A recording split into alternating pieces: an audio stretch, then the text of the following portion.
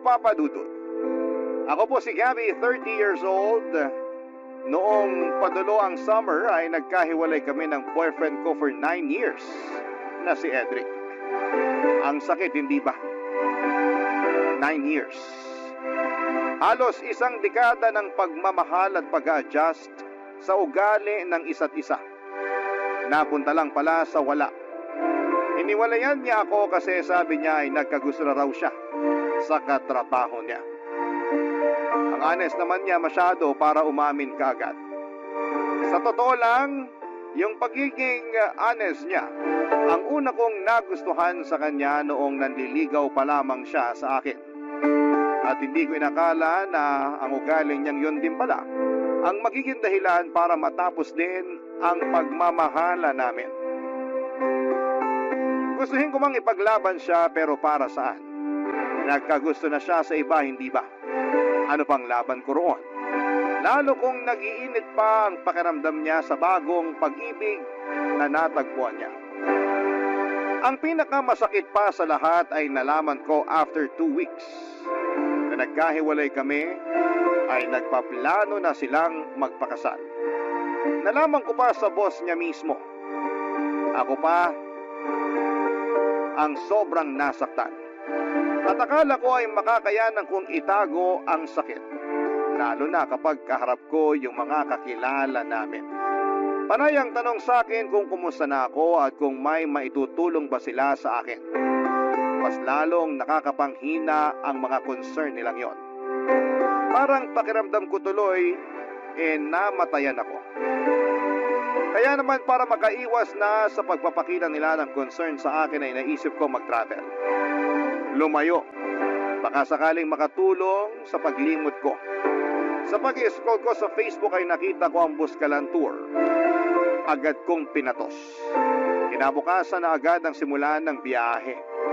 Minadali ko ang pag-re-ready ng mga damit na kailangan ko. At makalipas ang ilang oras ay natagpuan ko na ang sarili ko sa Wangod Buscalan Tattoo Village, kung saan ay nakilala ko si AJ, kaedad ko lang. Kasama ko sa tour at sa kabuuan ng kwentong ito ay kasama ko siya, Papadudot.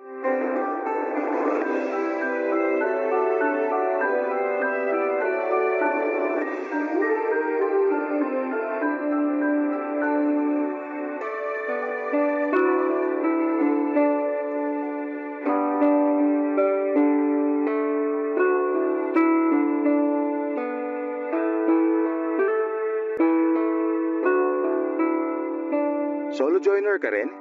Ha? Mag-isa mo lang sa travel group natin? Oo. Mukhang hindi ka madalas sumasali sa mga travel group ah. Paano mo nasabi? Hindi mo alam yung term na solo joiner eh. Ikakamatay ko ba kung hindi ko malaman ang ibig sabihin yan? Ang sungit naman. Kaya ka siguro solo. Mukha bang gusto ko makipag-usap sa'yo? AJ nga pala pangalan ko. Parang hindi ka nakinig sa sinabi ko. Nagpakilala pa talaga. Ano pangalan mo? Hindi ka talaga naturuang makinig ng magulang mo, no? Napainggan ko lahat ng sinabi mo. Kaya lang gusto ko makipag-usap sa'yo. Kaya bahaliwala na sa akin ang pagsusuplada mo. Nagsusuplada ako kasi ayoko makipag-usap sa'yo. Mabuburyo ka rito, sige ka. Lahat sila may kasama. Eh, ikaw? Solo joiner din ako, pero kaya ko makisama kahit kanino. Eh di dun ka. Walang nagtatanong. Broken ka, no? Ha? Paano mo naman nalaman? Yan talaga madalas ang tanong ko sa mga solo joiner eh. Kapag usapang broken kasi, sumasagot sila kagad. Parang ikaw, di ba? Huwag mo na nga akong kausapin. Sure ka ba? Kasi mabuburyong ka talaga rito kapag wala kang kausap. Andito lang tayo sa loob ng bahay habang hinihintay natin yung group natin na matatuan ni Wangod. Wala ring signal saka mukhang mabagal yung internet na pinapagamit ng mga host dito. Ikaw din. Paano mo naman nalaman na magpapatato ako kay Wangod? Eh yun naman ang highlight ng Buscalan Tour eh. Ang magpatato sa pinakamatanda at pinakahuling mambabatok. Magpapatato ka rin ba? Uy, nakikipagkwentuhan ka na sa akin ha. Kala ko ba ayaw mong kausapin kita? Ewan ko sa'yo. Uy, joke lang. Bumalik ka na ulit sa pagiging friendly. Please. Hindi naman ako pumunta rito para makipagkaibigan. Alam mo, pag ganyan ang linyahan, kabaliktaran na nangyayari. Mahilig mang surprise ang universe. Ayaw mo ng kaibigan? Boom! Papatalan ka agad ng kaibigan. Malay mo naman, ako na pala ang kaibigan na pinadala ng universe sa'yo, di ba? Ang kampante mo rin sa sarili mo, no? Kampante ako kasi kinakausap mo pa rin naman ako. So, ibig sabihin, medyo nakabukas pa rin ang pinto mo para sa akin. Ay! Total, grupo naman tayo rito, no? Bakit kaya hindi mo subukan makipag-banding na lang sa kanila? Huwag na ako. Settled na ako mag-isa. Okay na ako mag-isa. Kaysa bigla kang sasanayin sa piling nila tapos bigla na lang silang mawawala. Kaya okay na ako mag-isa. Broken ka nga. May nakakatawa ba sa sitwasyon ko? Walang nakakatawa. Pero wala namang masama kung papagaanin natin sa konting tawa, di ba? Wala naman talagang masama kung papagaanin ang problema ng kaunting tawa. Kaya lang dahil sa ginawa ni AJ ay bigla ko na lamang naalala si Edric sa kanya. Sa unang pagkakakilala namin ni Edric ay pinatawa rin niya ako. Lugmok ako noon sa problema sa mga magulang ko dahil kakahiwalay lamang nila. Wala akong ibang mapagsabihan at malapitan. Madalas akong tumatambay sa isang milk tea shop sa malapit sa amin. Doon ako nagpapalipas ng buong araw para lamang maiwasan kong umuwi ng bahay. Ayokong makita ang katotohanan na hindi na kami buong pamilya. Ayokong makita na wala na si tatay at kaming dalawa na lamang ni nanay ang magkasama. Nasa ganong sitwasyon ako nang magpakilala si Edric sa akin. Sinupladahan at tinaboy ko si Edric tulad ng ginawa ko noon kay AJ. Pero tulad ni AJ ay porsigido si Edric na mapagaan kung anuman ang mabigat na dinadala ko. Doon ako nadali. Doon na ako nahulog. Hindi ko sinasabing nakikita ko si AJ bilang potensyal na sasalo sa akin. Ayoko muna. Hindi pa ako handang makakilala ng lalaking sasalo sa akin at ayoko lang siyang nakakaharap dahil pinapaalala lamang niya sa akin ang mga naging masasayang araw ko kasama si Edric. Pinapaalala din niya sa akin na nagwakas na ang masasayang araw na yon. Kaya naman sinubukan ko nang iwasan si AJ. Nasa sulok lamang ako lagi at nagkukunwaring busy sa aking cellphone kahit na wala naman akong ibang makalikot doon dahil wala naman akong signal at hirap din akong makasagap sa kanilang wifi. Kaya lang ay porsigido si AJ na samahan ako. Lapit siya ng lapit kahit na ilang beses ko na siyang sinubukang itaboy, papadudot.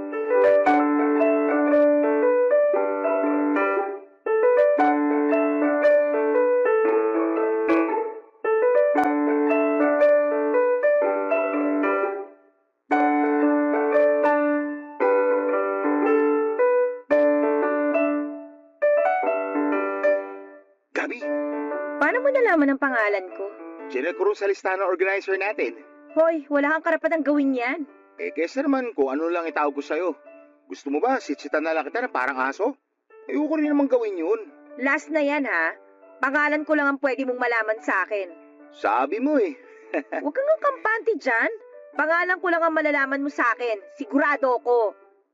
Ay, may extend tayo ng stay dito sa Buskalan. Ano? Medyo dulong grupo pala tayo. Hindi ba marunong magpa-reserve ng slot ang organizer natin? Hindi kasi pwedeng reservation dito.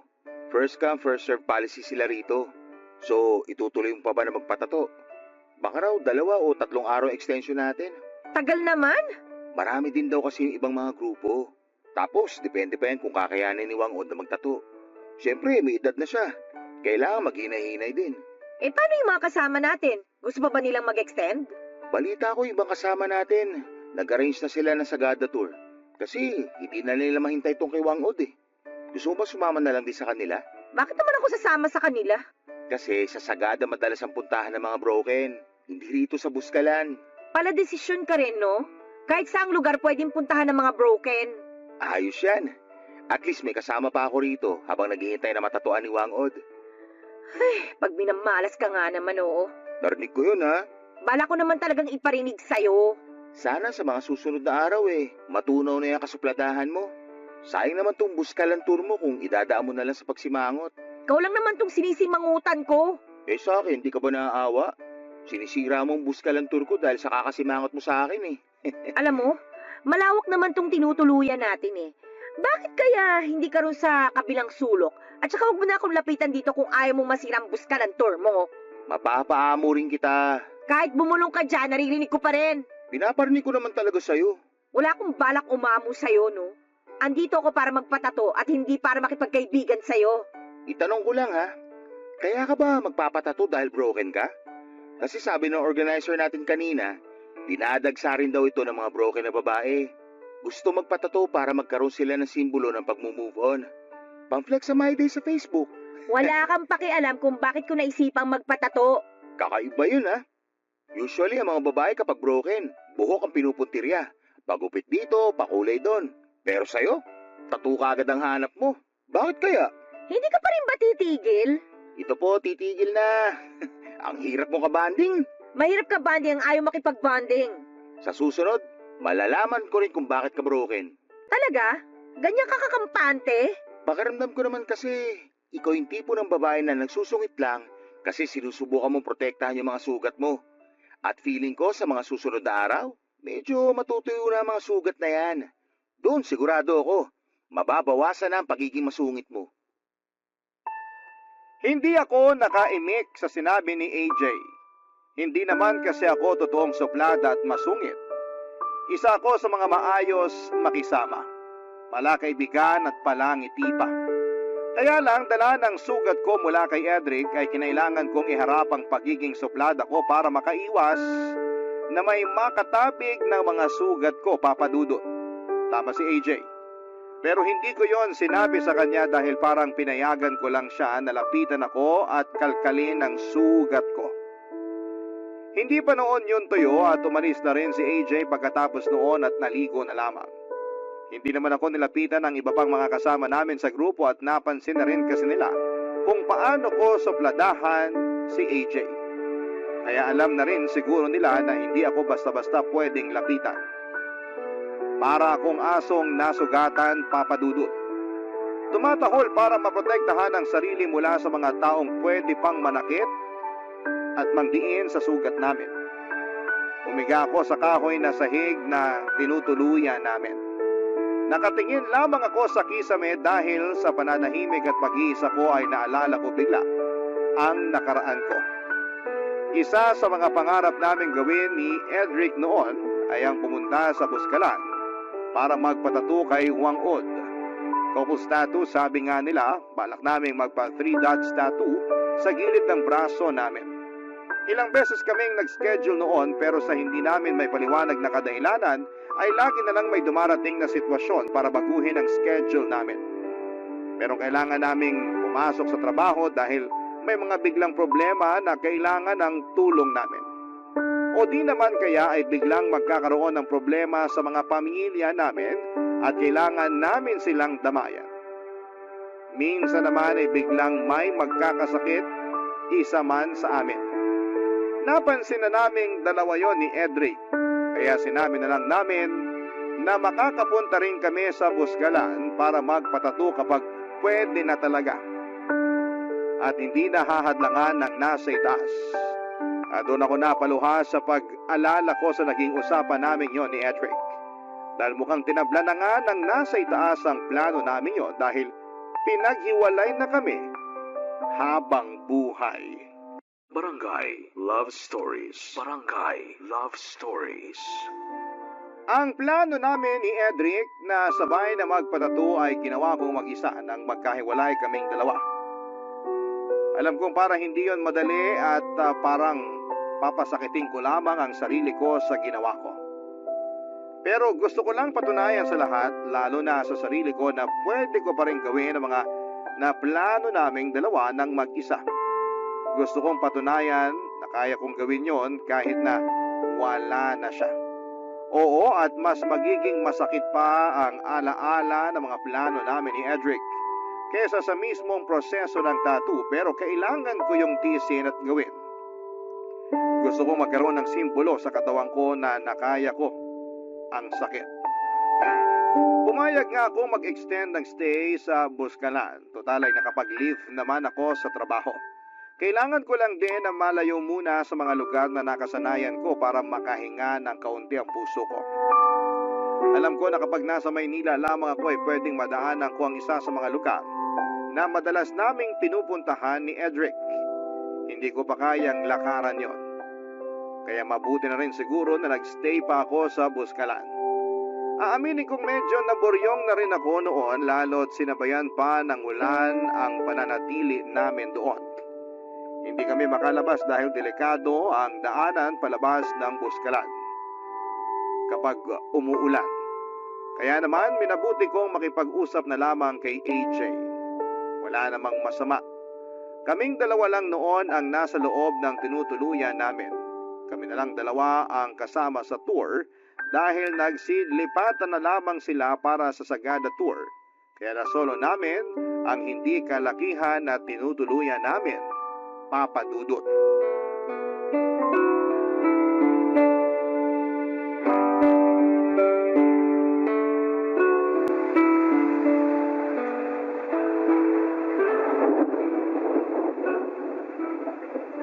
Ilan lang pala magtatagal ang kasungitan mo sa akin eh. Bigla akong nabore eh. Okay lang. Tatanggapin kong rasong yan. Bored na rin ako eh. Yung organizer natin na doon sa kabilang bahay, nakikipagmaritesan. Bakit hindi ka nalang sumama sa kanya? Gusto mo lagi may kabanding, di ba? Eh paano ka? Ayaw naman kitang iwan mag-isa rito. Salamat. Nakakabigla tong panahong to, no? Summer pero grabe yung buhos ng ulan. Ang lakas pa. Hindi ko to inaasahan. Pati panahon lolokohin ka, no? Nakakadalawang hugot ka na mula nang dumating ka rito, ha? Mukhang makakaisang dosena ka bago tayo umalis dito. Che, palibasa hindi ka makarelate sa pagiging broken ko kaya ganyan ka mang-asar. Ay, teka. Broken ka rin? Saan ang hugot mo? Ako yung broken na walang hugot. So, ikaw yung broken version 2.0. Malinis na version. Walang hugot. Sana all. Pero hindi halatang broken ka, ha? Magaling lang siguro ako magdala. Ay, sorry naman sa akin na nakabuyang-yang ang pagiging broken. Magkakaiba naman kasi ang mga tao sa pagdadala ng sakit na nararamdaman. Ayos lang din yan sa'yo. Wala namang masama dyan. Iisa lang naman ang goal nating lahat, ang makamove on. Okay lang ba kung magkwento ka kung ano nangyari sa'yo? Magkukwento ka rin ba tungkol sa sugat mo? Pwede. Pero ikaw muna. Paano ba ako magsisimula? Pinagpalit ako sa tomboy. Ganda naman ang bungad mo. Yun nga yung totoo. Sa ayon na rin yung summary. Kwento mo ng buo. Matagal-tagal pa tong ulan eh. Tsaka ka na huminto kapag ambon na lang. Chismosa ka rin, ha? Sumama ka na lang kaya ro sa organizer natin. Noong mga nakarang araw gusto mo makipag-bonding sa akin. Tapos ngayon parang tinatabuhin mo na ako. O, sige na nga. May naging girlfriend ako. Single mom siya. 3 yung mga anak niya.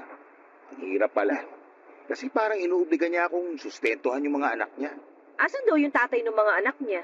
Magkakaiba kasi ng tatay yung 3 anak niya. Hindi na rin daw nagsusustento kasi may mga asawa na. Naawa naman ako sa kanya kaya nag-aabot na rin ako kahit konti. Buti nga nag-aabot ka pa. Hindi lahat gagawin yan. Hindi mo rin naman kasi obligasyon yung mga bata. Pero obligasyon ko mapasaya ko yung ex ko. Kaya tumulong ako sa pagsusustento sa mga anak niya. Yun naman pala eh. Bakit ka pinagpalit sa tomboy? Kasi mas malaki yung pwedeng ibigay ng tomboy. May negosyo tapos galante pa. Nagsusustento ako pero hindi ako galante. Kasi kailangan ko rin mag-abot sa nanay at sa bunso kong kapatid. Kaya hindi masyadong malaki na ibibigay ko doon sa ex ko. Kaya kanya iniwan at pinagpalit. Oo. Sinabi naman niya sa akin yung totoo. Nakipag-iwalay siya ng maayos sa akin. Wala raw sanang personalan. Kailangan lang niyang mabuhay ang mga anak niya. Siyempre, naiintindihan ko yun. Mas kailangan naman talaga niyang unahin ang mga anak niya. Kaya doon siya sa mas practical na relasyon. Parang gano'n na nga. Ayun, tinakawalan ko siya. Kasi wala naman sa akin yung kailangan niya. Sakit magpalaya, no? Hindi ko naman kasi siya pwedeng ikulong sa akin. Alam nga namang ipilit ko i-provide sa kanya yung buhay na gusto niya para sa mga anak niya, hindi ko nga kayang ibigay yun, di ba? Ang mature mo naman pala. Wala lang ako ibang choice. Tara, Anong tara? magkapit tayo. Balita ko, masarap daw ang Buscalan coffee. G? Papa Dudut, alam ko na yung ginawang pag-iwas ni AJ na dugtungan pa yung usapan tungkol sa ex niya ay paraan lamang niya para hindi na humaba ang usapan namin.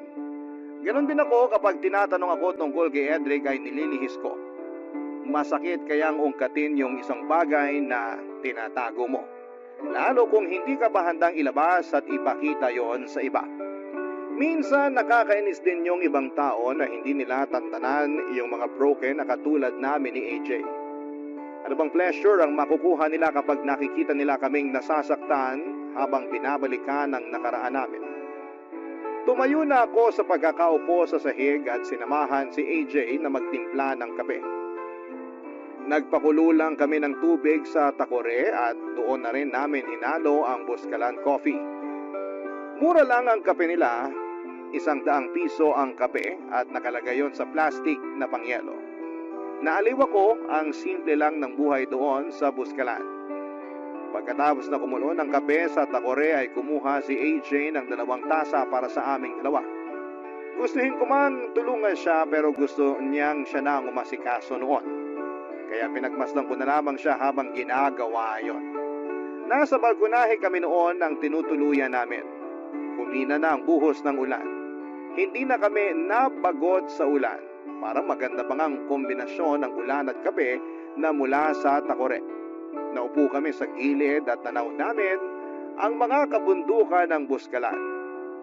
Napakaganda. Maya-maya pa ay naalala ni AJ na meron siyang natirang biskwit sa bag niya. Kinuha niya yon para isabay sa kape namin. Natawa na lamang din ako sa combination ng kape at klase ng biskwit na dala ni AJ, Papa Dudut.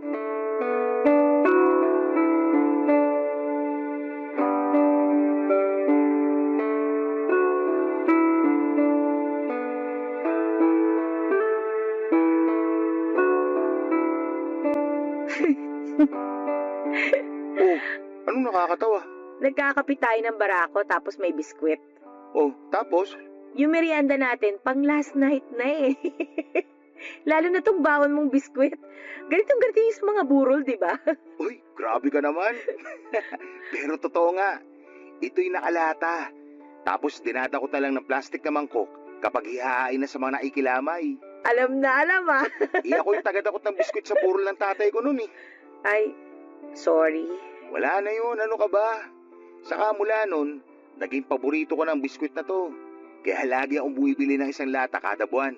Merenda namin sa bahay. Mahilig din kasi sa biskwit si nanay at bunso. Ah, kaya pala. Okay nga to eh. Sakto yung tamis niya. Hindi nakakaumay. Mapaparami ka ng kain dyan, lalo na kapag sinabay mo pa sa kape. Ang sarap din nitong Buscalan coffee, no? Sakto yung pait. Walang asim kahit napakuluan ko na sobra. Ngayon nga lang ulit ako nagkape eh. Kailan yung uli? 5 years ago na siguro. Nung lamay ng tatay ko. Sorry din. Kaya hindi na ako nagkape ulit. Lalo na pagbara ko. Kasi parang bumabalik yung pagluluksa ko sa tatay ko kapag naamoy ko yung kaping bara ko. Sabi sa nabasa ko, konektado raw kasi ang pang-amoy sa memories natin. May nagsasabi sa parte ng utak natin na may kinalaman sa emosyon at memories. Eh paano kung hindi ko na maiwasang makaamoy ng kaping bara ko? Forever na ba ako magluluksa dahil lang natitrigger ng utak ko yung emosyon at alaala ko? Ewan. Pero pwede sigurong ikonekta mo na lang yung amoy ng kaping barako sa isang masayang alaala. Ha? Paano? Meron ka bang memory sa kaping barako na masaya? Sa burol din yun ng tatay ko eh. Tanghali nun tapos kami lang. Kami lang nung ex kong si Edric yung nagbabantay. Nagkwentuhan kami. Ano pinagkwentuhan nyo? Malungkot kasi ako nun eh. Siyempre nagluluksa. Nag-worry ako kung paano ko haharapin yung future nang wala yung tatay ko. Kasi ang hirap nun, di ba? Totoo, ang hirap nga nun. Ay, tapos habang nagkakape kami, nagkaroon siya ng gana para pag-usapan yung future. Future namin. First time niyang naglatag sa akin ng mga plano niya para sa future naming dalawa. Parang naamoy ko ngayon yung mismong kaping barako na iniinom namin noon. Ano raw laman ang future na yon? Eh, yun, bibili raw siya ng townhouse namin. Yun muna yung unahin niya bago kami kasal. Para kapag honeymoon na namin, dun daw namin bibinyagan ng townhouse namin. Wala pang anak pero may binyagan na mangyayari. Tapos doon na rin kami bubuo ng pamilya. Lahat daw ng okasyon, doon magaganap sa bahay na yon, hanggang sa lumaki na yung mga anak namin. Para raw pamahaya ng good memories ang bahay na yon kapag tumanda na kami at kaming dalawa na lang ang magkasama sa townhouse. At babalikan namin yung mga alaalang yon habang nagkakape. Yun, pwede na kayang yun na lang yung alaala na ipalit ko para matabunan yung malungkot na alaala ko sa kaping barako? Para rin mabura na yung memory ng pagluluksa ko sa tatay ko kapag nakakaamoy ako nun.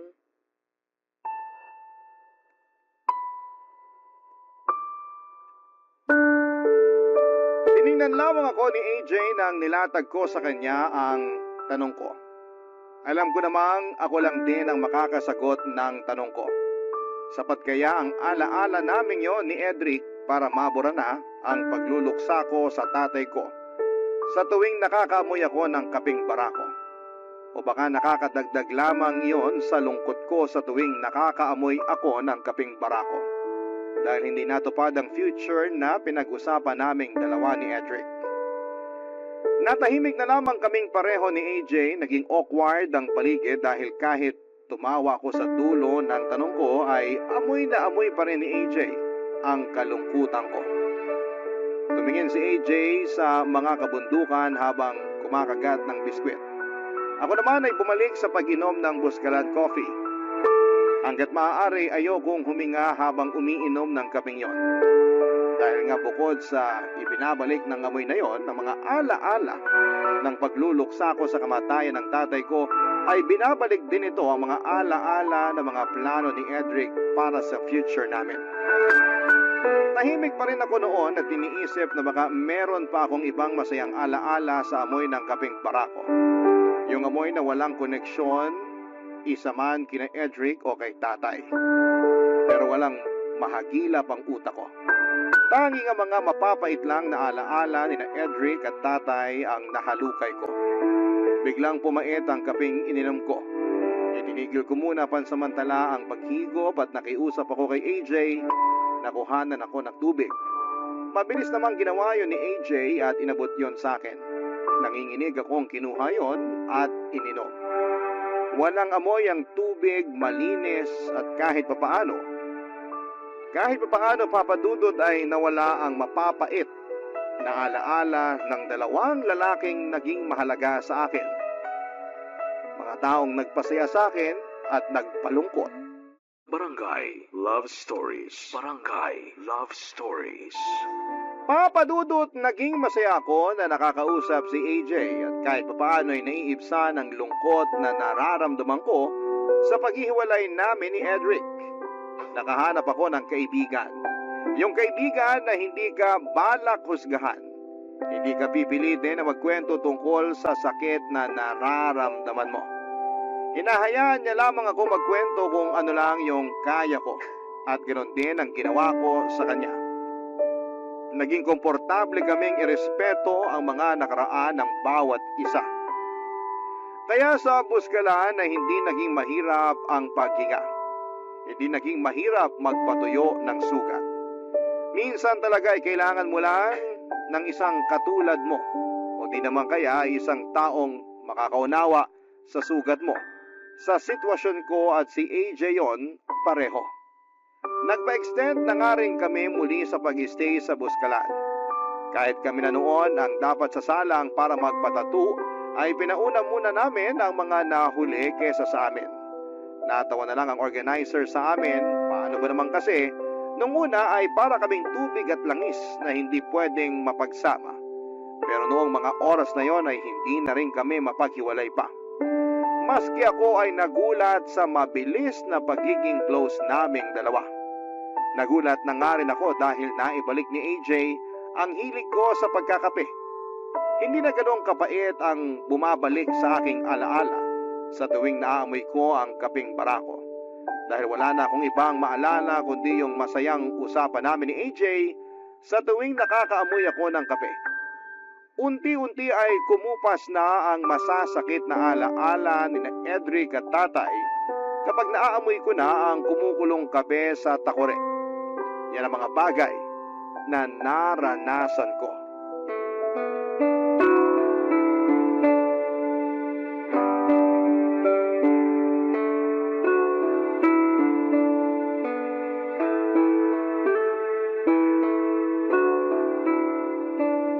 Lamantasan mo na yan Awat na. Kapag ikaw hindi ka nakatulog mamaya. Tubig lang ang katapat niyan para makatulog mamaya. Hayaan mo na nga ako. Ngayon ko nga lang ulit na-enjoy magkape. Salinan mo pa ako ng kape, please. Bahala ka Walang sisiyan kung bigla ka magpalpitate dyan. Daming sinasabi, hindi na lang magsalin. Eto na po. Coffee Princess ng Buskalan. Oh, yan. Salamat. Sana umulan ulit. Hoy, huwag kang ano dyan. Ngayon palang bumibida yung araw, palalayasin mo na kagad. Para kasing ang sarap magkape kapag umuulan. Naaalala ko na naman yung mga kwentuhan natin nung nakaraan. Tapos, sumasabay pa yung ulan. Ang ganda rin kapag makulimlim yung kalangitan. Ngayon ko palang na-appreciate yun Maganda kasi itong lugar natin Kapag sa Manila to, nako, ang hirap i-appreciate. Pag usapang ulan tapos nasa Manila ka, bahagad ang maiisip mo, walang palya. Correct. Parang ang bilis maging honest at seryoso sa usapan kapag sumasabay yung ulan, no? Tapos palalakasin pa ng kape yung loob mo, no? Gabi, Oh, ano yun? kahit hindi umuulan, kaya mo maging honest at seryoso? Susubukan namin ang kape ko. Ano ba yun? Alam ko, broken ka pa. Pero, naisip mo na ba kung ano yung ideal na next relationship mo? Kahit nung hindi pa ako broken, meron na talaga akong ideal na relationship sa utak ko. Ano? Gusto ko talaga yung pwede kaming maging honest sa isa't isa. Ayokong napapaisip ako lagi kung nagsasabi ba ng totoo yung partner ko o hindi. Baka dyan napapasok yung trust. Oy, true yan. Papunta rin dyan sa trust yung ideal relationship ko Yung kaya ko talagang magtiwala kahit nasaan siya o kahit sino pa yung kasama niya. Marami pa rin ibang tao na pwede mapagkatiwalaan. Yan nga yung problema ko ngayon Bakit? Alam ko hindi ko pa nakukwento sa iyo yung nangyaring relasyon ko kay Edric pero malaking tiwala kasi yung nawala Pwedeng magpapayaw ka sa nangyari? Kung okay lang Siguro sabihin na lang natin na dahil sa ginawa ni Edric sa akin, mahihirapan ng next na makakarelasyon ko na ibalik yung tiwala ko sa relasyon. Kahit yung tiwala ko sa sarili ko na makakahandle pa ako ng relasyon, para kasing parang nawala na rin. Hindi ko kasi alam kung kaya ko pang pagkatiwalaan yung sarili ko na sumugal ulit sa susunod Kasi paano kung maulit na naman, 'di ba? Masira na naman yung tiwala ko. Parang hindi ko na yata kaya. Kota na ako sa nangyari sa amin ni Edric. In fairness, Anong in fairness? kinaya pa rin ng kape na gawin kang honest at seryoso. Isang tasa pa? Ay sige, isa pa nga. Alam na agad ni AJ na kapag bumibigat na ang loob ko, magko-commercial break na agad kami at ililiko na ang usapan doon sa magaan. Yan ang isang bagay na kinatuwa ko kay AJ. Alam niya kung kailan naabante sa akin at alam niya kung kailan hihinto. Kaya niya talagang irespeto ang boundaries ko. Nakakatuwa lang na isipin na merong isang tao na kahit na ilang araw mo palang nakikilala, ay mas maayos na ang trato sa iyo kumpara sa mga taong matagal na sa buhay mo. Nagpalit kami ng pinag-uusapan na pagkwentuhan na lang namin ang mga nadaanan naming lugar bago kami umakyat ng Buskalan. Naging magang muli ang usapan kasabay ng manamis-namis na Buskalan coffee. Masaya naging Buskalan experience ko pero lahat ay may hangganan. Sumapit na kami sa dulo ng pila. Kami na lang ang hinihintay para magawa na namin ang original plan namin. Ang magpatato sa pinakamatanda at huling mambabato, kay Apo Wangud. Nakapila na kami noon sa likuran ng isang grupo. Marami sila, pasulyap-sulyap lamang kami kay Wangud. Ang ganda niyang pagmasdan. Ang kalmado habang nagpapatato siya sa mga bisita. Siguro inaabot lang ng 5 minuto kada 3 dots na pagtatato ni Wangud. Kasama rin niya ang grandniece niyang si Grace, ang kanyang protege. Ang ganda nilang pagmasdan noon habang nagtatato sa mga bumibisita sa kanila sa Buskalan. Habang inihintay namin na magtato, ay nagkwentuhan pa kaming muli ni AJ, pangtanggal lang ng kaba. Yun kasi ang unang tattoo naming dalawa, Papa Dudut.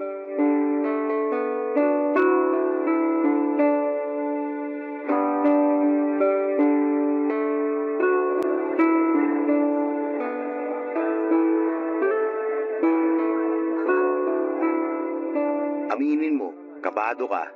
Eh ikaw, hindi? Pero mas kinakabahan ka.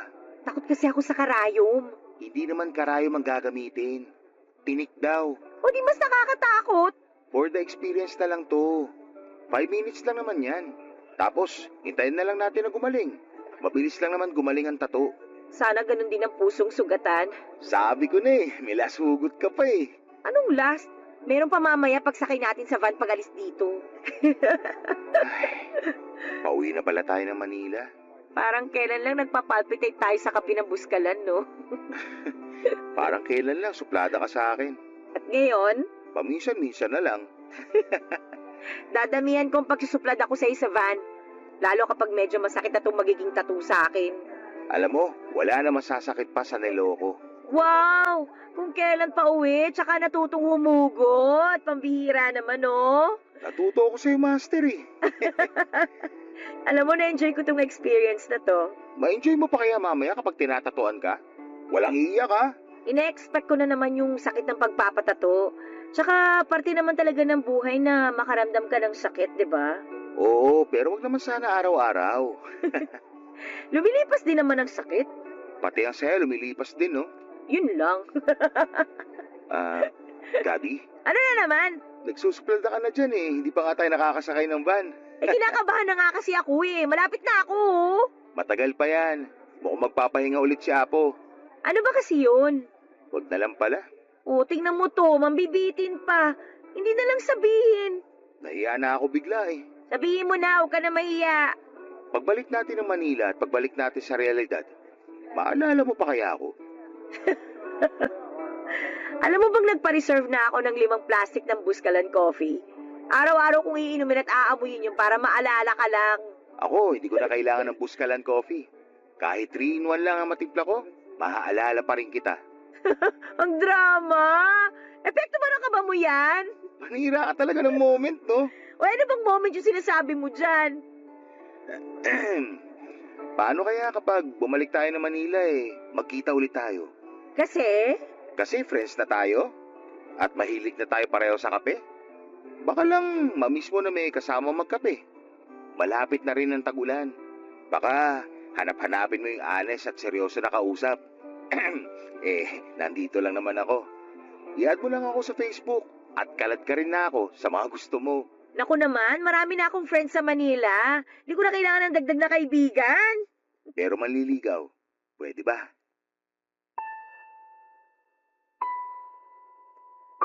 Nasa likuran ko si AJ noon habang nakapila kami. Hindi ko siya malingon para matingnan. Mas lalong hindi ko siya masagot sa naging tanong niya. Malakas ang kabog ng dibdib ko. Hindi ko alam kung dahil yon sa napasobrang kape na ininom ko o dahil sa tanong ni AJ. Hindi ko napaghandaan ang tanong ni AJ na yon at hindi ko naisip na babalakin niyang manligaw sa akin. Naghihintay si AJ ng sagot mula sa akin at mabuti na lamang at gumalaw na ang pila. Binago ko ang usapan at tinuro ang grandniece ni Wang Od na si Grace. Sinabi ko na mukhang magaan ang kamay ng protege ni Wang Od. Baka magpataturin ako sa kanya. Mukhang nuggets naman ni AJ ang ginawa kong pagpapalit ng topic. Sinangayunan niya ang sinabi ko at balak din daw niyang magpatato kay Grace bilang ando na rin naman kami papadudot. Nang kami na ang sumalang ay halos hindi ko naramdaman ang sakit sa pagpapatato kay Wang Ud. Kasi mas nangingibabaw sa utak ko at puso ko ang naging tanong ni AJ sa akin noon. Pwede bang manligaw? Paano ko ba sasagutin yon? Aaminin kong nagkaroon ako ng crush kay AJ dahil sa naging koneksyon naming dalawa papadudot. Pero paano kung dala lamang yon ang lungkot na nararamdaman ko sa hiwalayan namin ni Edric? At baka nadadala lamang kami sa ganda ng lugar ng Buskalan. Kaya gano'n na ang mga emosyon namin. Nakabalik na kaming pareho sa Manila at hindi ko pa rin ina-accept ang friend request niya. Ilang buwan na ang nakakaraan mula nang nakaalis na kami sa Buskalan. Pero patuloy ko pa rin siyang iniiwasan. Marami siyang messages sa akin pero ni isa ay hindi ko nire-replyan. Takot ako. Wala pa akong tiwala sa sarili ko na makakayanan kong magpapasok muli ng ibang tao sa puso ko. Kayo ba? Anong masasabi ninyo? Sana ay matulungan ninyo ako at maraming salamat po. Isa ako sa mga masusugid na tagapakinig ng Barangay LS. Ako ang inyong kapuso at kabarangay forever, Gabby. Dear Papa Dudut, magandang araw sa iyo at sa mga kabarangay natin na katulad kong mahilig makinig sa Barangay Love Stories. Ako si Nini, 54 years old, taga Mandaluyong at kasalukuyan ay nasa bahay na labang ako habang abala sa muntigong tindahan na pinundar ng anak kong si Eric. Magkakasama kami sa bahay ng asawa at dalawa niyang anak dahil hindi raw ako magawang pabayaan ng anak ko na mamuhay mag-isa.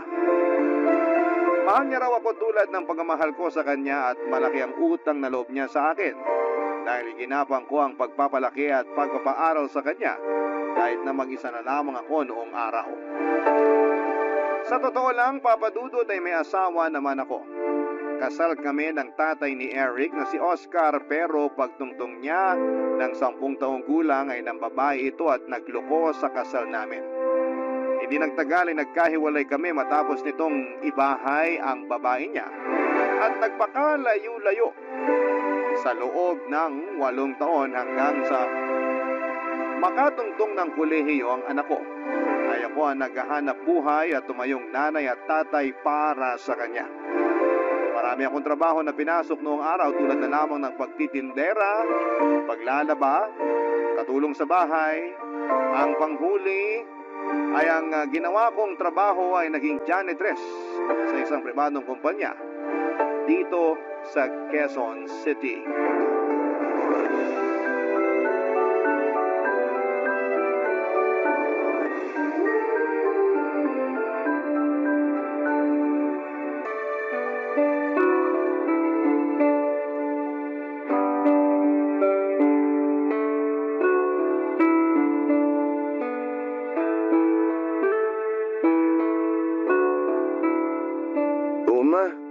Bakit naman po nakangiti kayo dyan? Wala naman.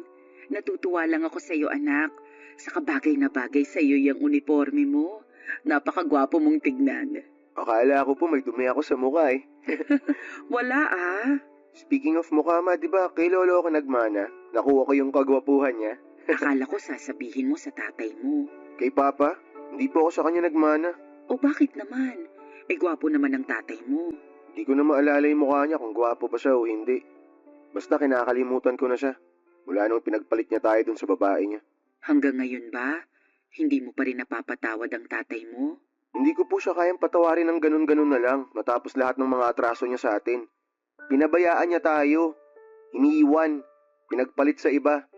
Kung hindi niya ginawa yun, di sana hindi kayo magkakandakuba sa pagtatrabaho para lang mabuhay at saka mapag-aral ako. Siya dapat ang gumagawa nun eh. Pero tungkulin ko rin naman yun kasi nanay mo ko. Hindi kita pwedeng pabayaan, lalo na nung mga panahon na yun. Nandun na nga po tayo, kaya sobrang nagpapasalamat po ako sa inyo kasi di niyo ako pinabayaan. Yung ibang mga magulang dyan, hinahayaan na mapariwara yung mga anak nila kasi hindi nila maitaguyod. Pero kung magkasama kayong dalawa ni Papa sa pagpapalaki sa akin, hindi niyo sana sinusolo lahat ng mga responsibilidad. Kaso wala eh, tinakasan niya tayong dalawa. Pero matagal na yun. Hanggang ngayon ba hindi mo pa rin kayang kalimutan yung nangyari? Ma, wala pong dahilan para kalimutan ko yun kahit na bumalik pa siya dito sa bahay ngayon. Eric naman. Sorry po ma, pero matagal ko nang sinabi sa sarili ko na hindi ko siya mapapatawad. O siya, sige, wag na natin pag-usapan yung tatay mo. Eh imposible namang bumalik pa siya. Sana nga hindi na siya bumalik. Sana lang talaga. Hindi naman natin siya kailangan eh. Pag nakatapos na ako ng pag-aaral, hindi nyo na kailangan magtrabaho, ma. Ako na magtataguyod sa ating dalawa. Kakayanin naman nating dalawa eh, kahit na wala siya. Maiba tayo, anak. Ready na ba yung mga gamit mo? Opo, ready na. Sigurado ka, wala ka nang naiwan. Sigurado po, ma. Hinanda ko na po kagabi lahat ng mga gagamitin ko, tsaka chinek ko rin po kanina. Kaya wag na po kayo mag-alala. Hindi na naman po ako bata eh. College na ako, ma. Malaki na po ako. Para sa akin, kahit ano pang edad mo, ikaw pa rin yung Eric na hinahatid ko nun sa school. Bilang nanay, hindi na mawawala sa akin na mag-alala, lalo unang araw mo sa kolehiyo. Hindi ka ba kinakabahan? Kinakabahan po, pero kakayanin. Oo, ganyan nga. Lagi mong tandaan na anumang sitwasyon, kayanin mo. Opo, yan po ang turo niyo sa akin eh. Kayo kaya ang role model ko. Nambola ka na dyan. Di po ako nang bobola ma, totoo yung sinabi ko. Ay nako, mana ka talaga sa pinagmanahan mo. Sa inyo lang naman po ako pwede magmana eh. Sige na, anong oras na Baka mahuli ka pa sa klase mo dahil traffic. Mahirap na. Okay, sige ma, alis na po ako. Sige, mag-iingat ka. Ikaw ma, alis na po ba kayo? Aalis na rin ako maya-maya. Maaga pa naman eh. Maglilinis muna ako rito sa bahay.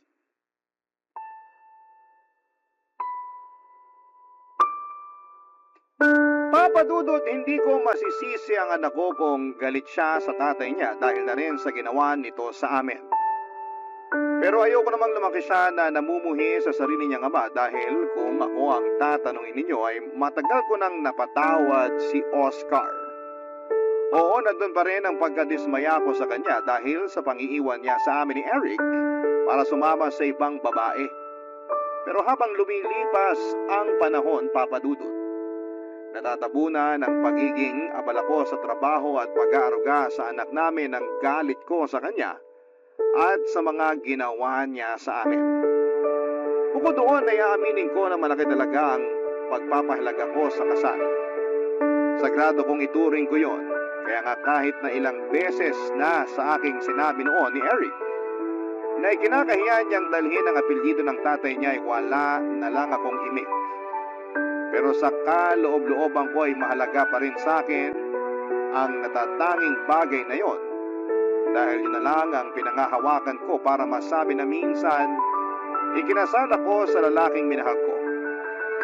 Ganon ang paniniwala ko hanggang isang araw ay bigla na lamang nagbalik sa buhay namin si Oscar, Papa Dudut.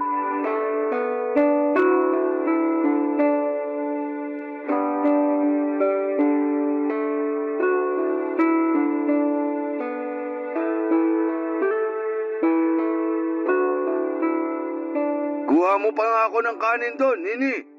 Grabe gutom ko sa biyahe. Ay sige, sandali. Kukuha pa kita. Sa sobrang tagal kong hindi nagbiyahe, muntik ko nang makalimutan yung daan pa uwi rito sa atin. Ang dami nang nagbago. Marami na rin tinayong mga tindahan at gusali. Oh, eto na yung kanin mo. Sige, kumain ka pa. Salamat. Ikaw, hindi ka ba kakain? Tapos na kami kumain ng anak mo. Nasa na nga pala si Eric? May binili lang sa malapit na tindahan. May project daw sila kaya lumabas pagkatapos kumain. Siguro malaki na yung anak kong yun, no? Oo, binata na.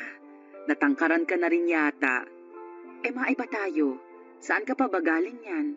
Sa San Andres, Quezon. Galing ako dun kaya inabot ng halos 8 oras yung biyahe. Sakit na nga ng puwetan ko sa matagal na pagkakaupo. Doon ba kayo nakatira nung babaeng pinalit mo sa akin? Ha? Oo. Doon kami sa probinsya nila. Hirap din ang buhay doon. Ibang-iba sa nakasanayan ko rito sa syudad. Bakit ka pa bumalik dito sa atin? Siyempre. Gusto ko nang tumira kasama niyo rito ng anak natin. Saka patay na rin yung kinakasama ko nung nakaraang taon pa. Tapos napag-isip-isip ko na ayoko nang tumira doon kaya bumalik na lang ako rito. Buti na lang, di kayo umalis sa bahay natin. Ma, nandito na po ako. Papa? Oh, Eric, ang laki mo na. Nak, magmano ka sa papa mo. Ayoko. Bakit ako magmamano sa kanya? Ano bang ginagawa niyo rito? Bakit pa kayo bumalik? Gusto ko na ulit kayong makasama ng mama mo tumira sa bahay natin. Hindi ka ba masaya?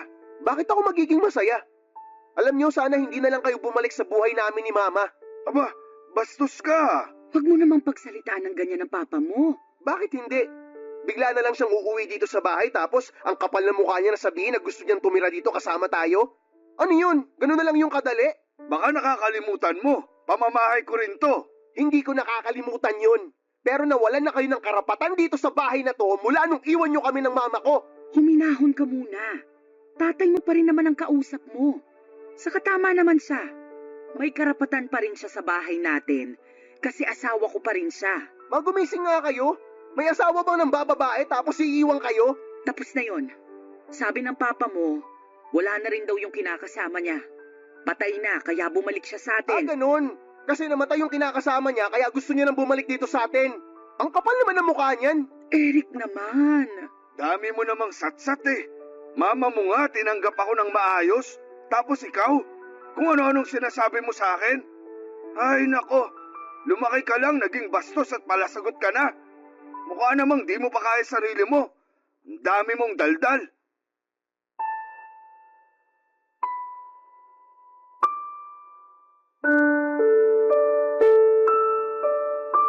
Papadudot kahit na masaya ako sa pagbabalik ng mister ko.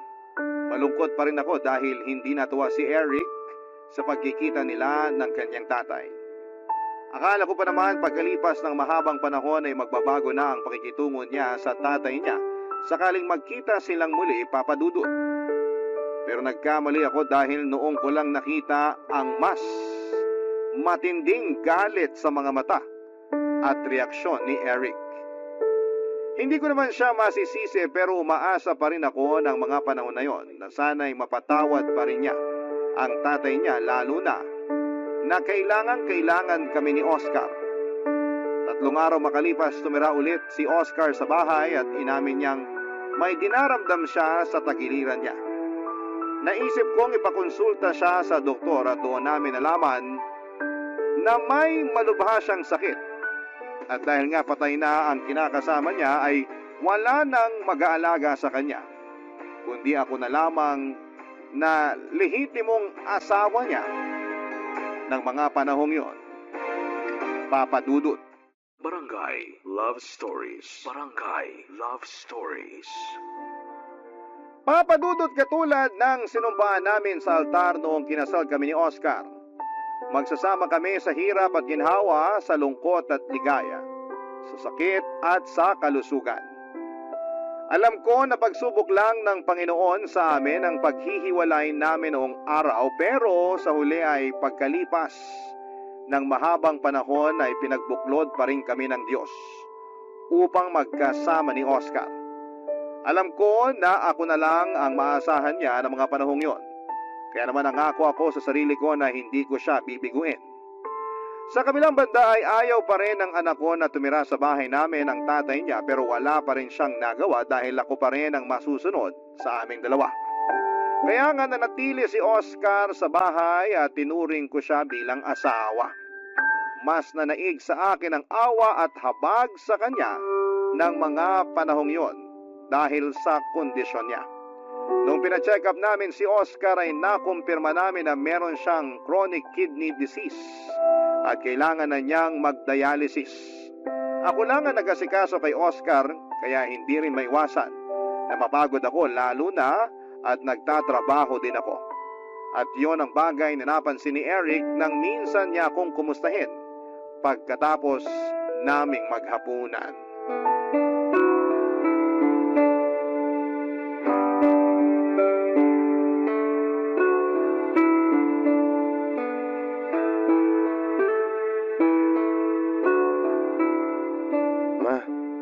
Kumusta na po pakiramdam niyo? Eto, masakit ang katawan. Ang dami naming ginawa kanina sa trabaho. Paano? May client audit daw ang mga boss bukas, kaya dami naming nilinis. Napapansin ko po, dumadalas na yung pananakit ng katawan niyo Baka naman kayo na yung magkasakit niyan. Iinuman ko na lang to ng gamot mamaya bago matulog. Bukod sa pag-inom ng gamot, kailangan niyo rin magpahinga. Oo. Lagi rin akong puyat, gawa ng tatay mo. Nini, halika nga rito sa may sopa. Ano bang problema nun? Bakit siya sumisigaw? Baka may kailangan lang ang tatay mo. Teka, nandyan ako, Oscar. Ano yun? Ano yun? Kanina pa kayo nagbubulungan ni Eric dyan sa tabi. Ako ba yung pinagbubulungan nyo? Hindi Bakit naman namin gagawin yun? Ewan ko. Siguro pinag-uusapan nyo ako. Kasi pabigat ako sa buhay nyo. Oscar naman. Buti alam mo. Ano ka mo? Di mo narinig? Sige, uulitin ko. Sabi ko, buti alam mo. Buti alam mo na pabigat ka lang dito sa bahay na to. Pabigat ka lang sa aming dalawa ni Mama. Sumusobra ka na talaga. Ako pa ngayon ang sumusobra? Ikaw, kumusta? Kumusta ka? Hindi ka ba sumusobra? Huwag mong pagsalitaan ng ganyan ng papa mo. Nakakainis kasi. Akala mo kung sinong boss kung makasigaw. Hari-harian dito sa bahay pabigat naman. Pasalamat ka, masakit tong katawan ko. Kaya di ako makabangon sa pagkakahiga ko rito sa sofa. Kung hindi, makakatingin ka talaga sa akin ng suntok. Talaga ba nananakot ka pa? Ganyan na nga kalagayan mo. Ikaw pa matapang? Kapal ah. Anong sabi mo? Eric, tumigil ka na. Huwag mo nang pagsalitaan ng ganyan ng papa mo. Kita mo na ngang may iniinda siya, oh. Oo ma, kitang-kita ko yung iniinda niya. Malamang karma niya yan sa pag-iwan niya sa atin noon. Naturingan ka pa namang nag-aaral, pero bastos ka. Gusto mo ba ng ganyanan? O sige, ikaw nga padre de pamilya pero naghanap ka ng iba. Iniwan mo kami ni mama. Anong sabi mo? Ano yan, bingi-bingihan ka na naman? Hindi mo na naman narinig? Ano, ulitin ko pa ba? Nini, pagsabihan mo nga yung anak mo. Anak, tumigil ka na sabi. Hindi ko mapigilan ma Akala mo kasi kung sino to kung makaasta. Pabigat lang naman siya. Tingnan mo yung sarili mo ma. Hindi ka sana mapapagod ng ganyan Kung sa tuwing pag-uwi mo rito, hindi mo naiintindihin tong taong to. Kaso hindi Sabit na nga, paalaga pa. Di ba? Walang kwenta talaga. Tsaka ma, tingin nyo ba hindi ko napapansin kung paano kayo trato nito? Kung sigaw-sigawan ka na lang kung utus-utusan ka, akala mo kung sino? Akala mo naging mabuting padre de pamilya sa atin? Pero choice ko naman yun. Choice ko na pabalikin ulit sa buhay natin ang tatay mo. Sino na lang ang tatanggap sa kanya pag hindi ko ginawa yun? Hindi na natin problema yon ma. Bahala na siya sa buhay niya. Matanda na siya. Nasabi mo lang yan kasi anak ka lang. Hindi ikaw ang asawa. Pag nagkaroon ka na ng asawa, maiintindihan mo na sagrado ang kasal. Maiintindihan mo ng husto kung bakit hindi ko magawang bitiwan ng tatay mo. Kahit na nagkasala siya sa akin noon.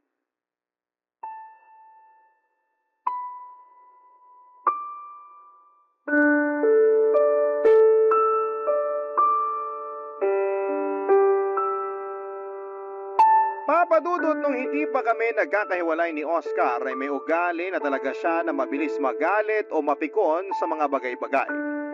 Naisip ko na baka mas lumala lang yon sa mga gamot na pumapasok sa katawan niya. Pero hindi ginatuwa ng anak namin ang trato sa akin ni Oscar dahil para kay Eric, hinahamak ako ng tatay niya sa loob pa mismo ng pamamahay namin. At dahil nga overprotective siya sa akin kaya nagawa niyang sagot-sagutin si Oscar noong minsan niya itong narinig na inuutos-utusan ako. Sa kabilang banda, nagalit pa rin ako at pinagsabihan ko pa rin si Eric. Para sa akin ay mali pa rin na sagutin niya ng pabalang ang tatay niya dahil ama niya pa rin ito. Si Oscar pa rin ang nagbigay ng buhay sa kanya kaya nga may bahagi sa puso ko na dismayado sa sarili kong anak dahil hindi ko naman siya pinalaking bastos at hambog. Hindi lang yun ang unang insidente na halos magpang-abot sila ng tatay niya. Dahil pagkalipas lang ng ilang araw ay may sumunod pang tagpo na masasabi kong mas malala, Papa Dudut.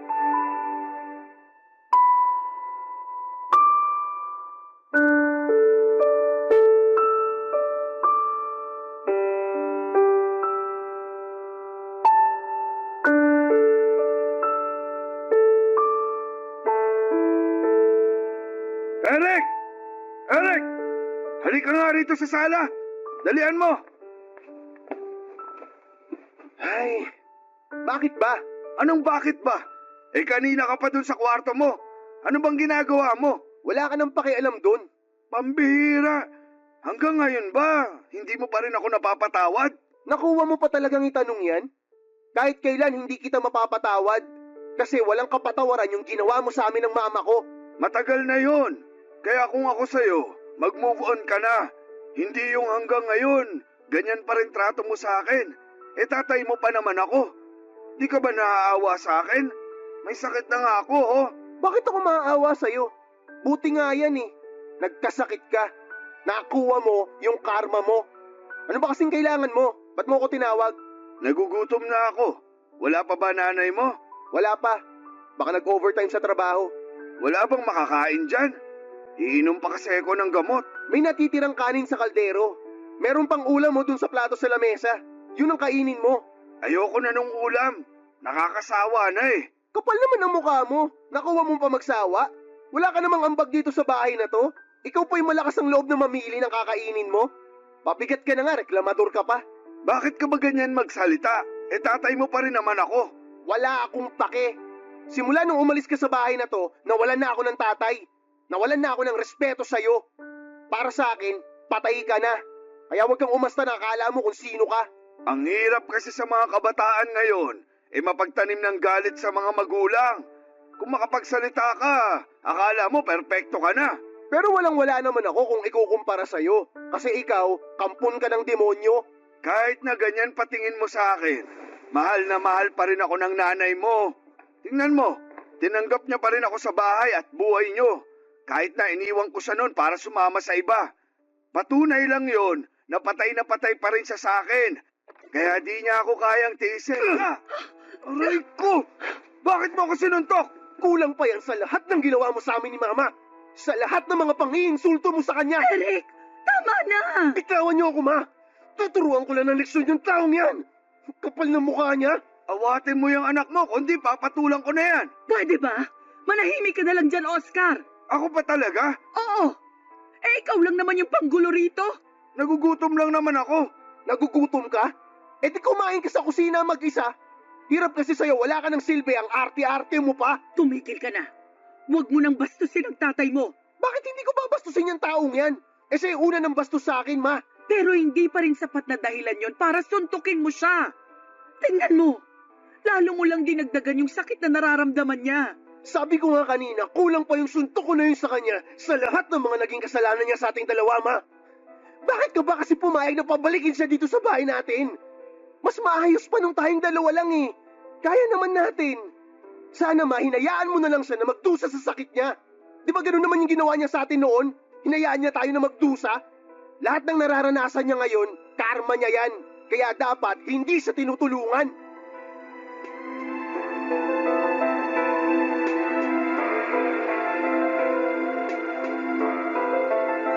Papadudot yun ang unang beses na nasagot ako ng husto ni Eric, kaya naman galit na galit ako sa kanya. Magalang kasing bata at marespeto ang anak ko, kaya gano'n na lamang ang gulat ko dahil parang sa loob lamang ng maiksing panahon ay nagbago na siya. Siguro yung malaki talagang impluwensya ng pagkamuhi niya sa tatay niya para mawalan na siya ng respeto sa akin na nanay niya. Bukod doon ay masama rin ang loob ko sa kanya dahil sa panununtok niya kay Oscar. Ilang araw din kaming hindi nag-imikan ni Eric pero sa huli ginausap ko siya, tumingi siya ng tawad sa akin dahil sa mga nasabi niya. Nagsorry din ako sa kanya at pinilit ko siyang patawarin na rin ang tatay niya. Pero hindi ganoon kadali yon dahil hindi raw deserve ni Oscar ang kapatawaran niya. Napabuntong hininga na lamang ako at pilit na tinanggap sa aking puso ang desisyon ng anak ko. Doon ko nga naisip na habang walang magulang, ang makakatiis sa anak ay merong mga anak na kayang tiisin ang mga magulang nila. Papa Dudut. Barangay Love Stories. Barangay Love Stories. Papa Dudut, mabilis na lumipas ang 3 taon. At sa loob ng panahong yon ay nagkayod kalabaw ako sa pagtatrabaho para masustentuhan ang pagdadialysis ni Oscar. Walang-wala rin kasi siya ng mga panahong yon at ako lamang ang maasahan niya na tutulong sa pagpapagamot niya. Pero kahit anong pagsisikap ko sa trabaho ay kinakapos pa rin kami. Kaya naman inilapit ko na si Oscar sa lokal na gobyerno at iba pang pribadong institusyon para makatulong sa pagpapadialysis niya. Nagbenta na rin po ako ng mga personal naming gamit para makadagdag sa ipon ko. Noong nagkapuhunan ako ay nagtinda ako ng mga merienda na inaalok ko sa mga katrabaho ko. Ginawa ko yon kasabay ng pagtatrabaho bilang janitress. Kahit na mahirap ay wala akong hindi kakayanin para madugtungan pa ang buhay ng asawa ko. Kaya lang dahil nga mas madalas pa rin kaming masait, pati ang inipon kong pera para sa pag-aaral ni Eric ay nagastos ko na. Papa Dudut.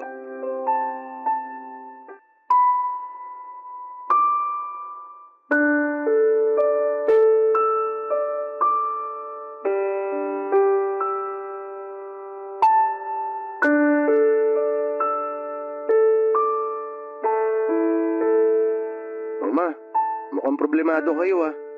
May nangyari po ba? Oo, anak. May kasalanan ako sa'yo. Ano po yun? Yung pera kasing inipon ko para sa graduation fee mo at sa iba pang bayarin mo sa eskwelahan, nagastos ko. Pampadialysis ng tatay mo. Kapos na kasi tayo eh. Ngayon, hindi ko alam kung saan ako kukuha ng pera para sa nalalapit mong graduation. Ay, ayos lang po yun. Ako na pong bahala dun.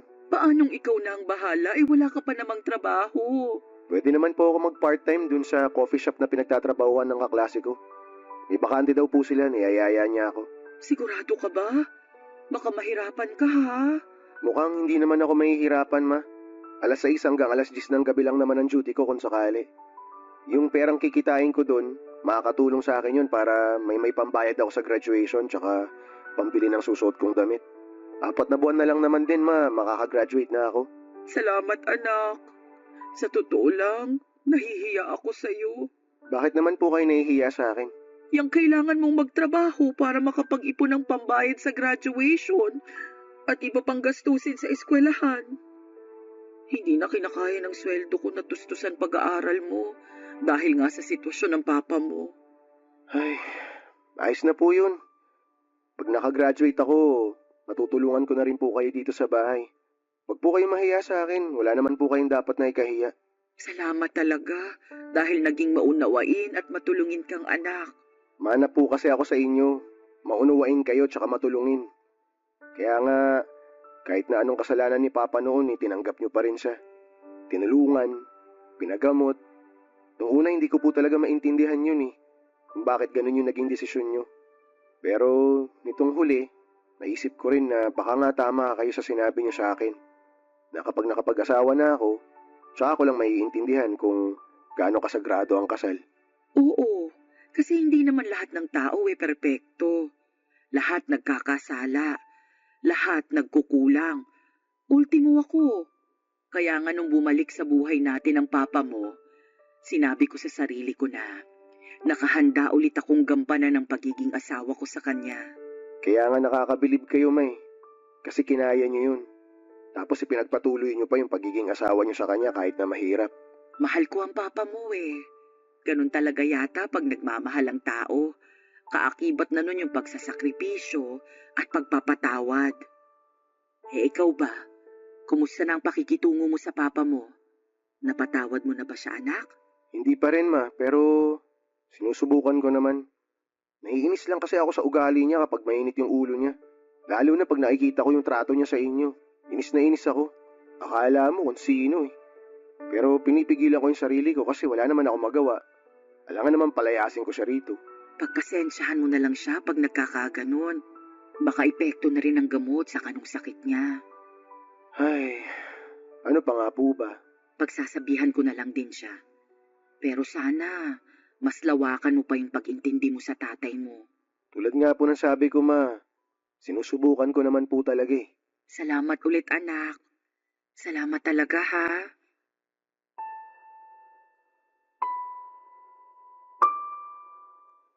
Papadudot nagsisi ako ng gusto nang ma-realize kong pati ang pera na nakalaan sa pag-aaral ng anak ko ay nagastos ko kay Oscar. Para ako natauhan ng mga panahong yon pero buti na lamang at maunawain si Eric.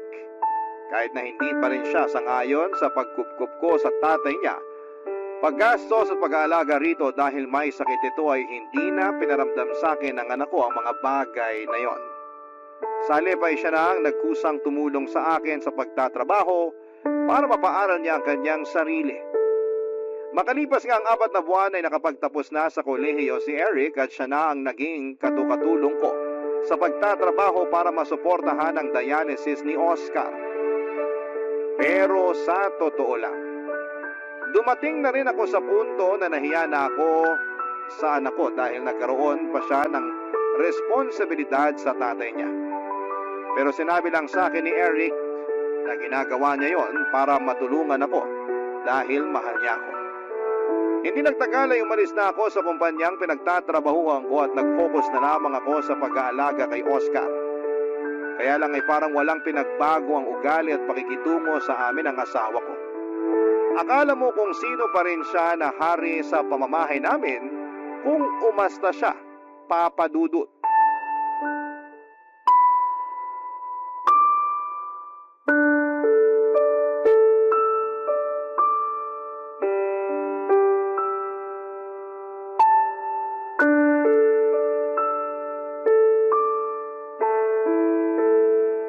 Nini! Nini! Ano ba? Kanina ka pa dyan sa banyo. Ang bagal-bagal mo. Ano ba kasing problema mo? Kakapasok ko lang sa banyo. Kakapasok daw. Parang kanina ka pa dun. Marunong ka pa sa akin. Huwag mo na ako pagsalitaan ng ganyan, ha? Ano bang kailangan mo? Masayin mo mga binti ko. Kanina pa nangangalay Sa totoo lang, pagod ako, Oscar. Kanina pa ako naglalaba, di ba? Halos katatapos ko nga lang. Wala nang lakas tong mga kamay ko para masahihin ka pa. Ano ba naman yan? Sino na lang magmamasahe sa akin? Bakit hindi mo bigyan ng pabor ang sarili mo at masahihin mo yung mga binti mo? Ikaw gumagawa nun. Bakit mo ipapasa sa akin? Hindi ba halata?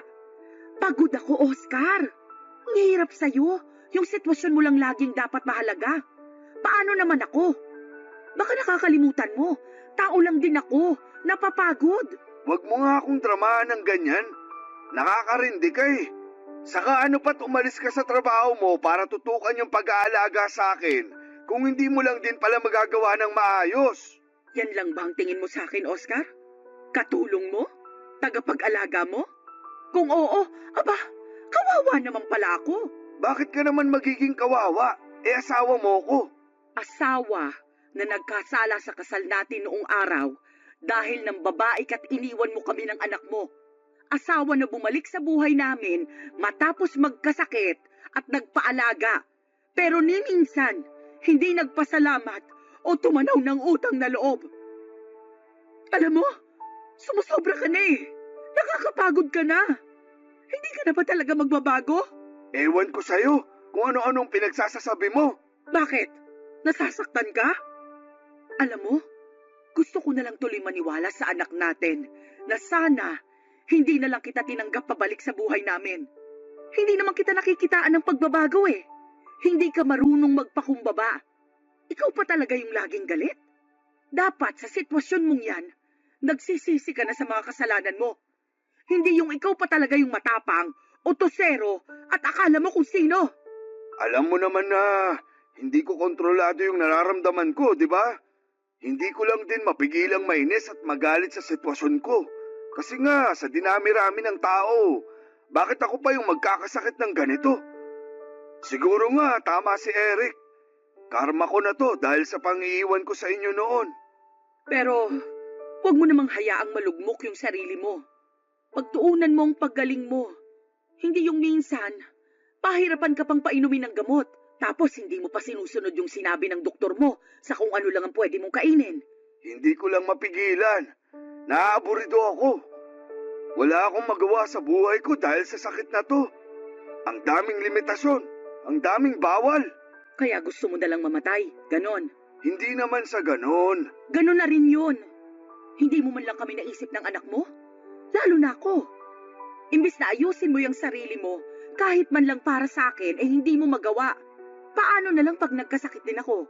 Paano na lang kita maaalagaan? Pasensya ka na talaga. Kilala mo naman ugali ko, di ba? Ang hirap sa'yo. Kahit na ganyan na ang sitwasyon mo, hindi mo pa rin maibaba yung pride mo. Hindi ka pa rin talaga nagbabago. Kung ako sa'yo, ayusin mo na yung ugali mo bago pa ako magsawa sa pag-aalaga sa'yo. Hindi sa lahat ng pagkakataon, maiintindihan kita. Nauubos din ako, Oscar. Napapagod din ako.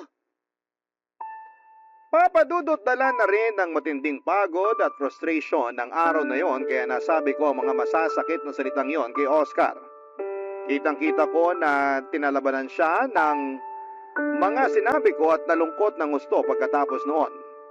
Pero ramdam ko na gumaan ang loob ko matapos kong mapakawala ng mga bagay na matagal ko nang kinikimkim sa dibdib ko.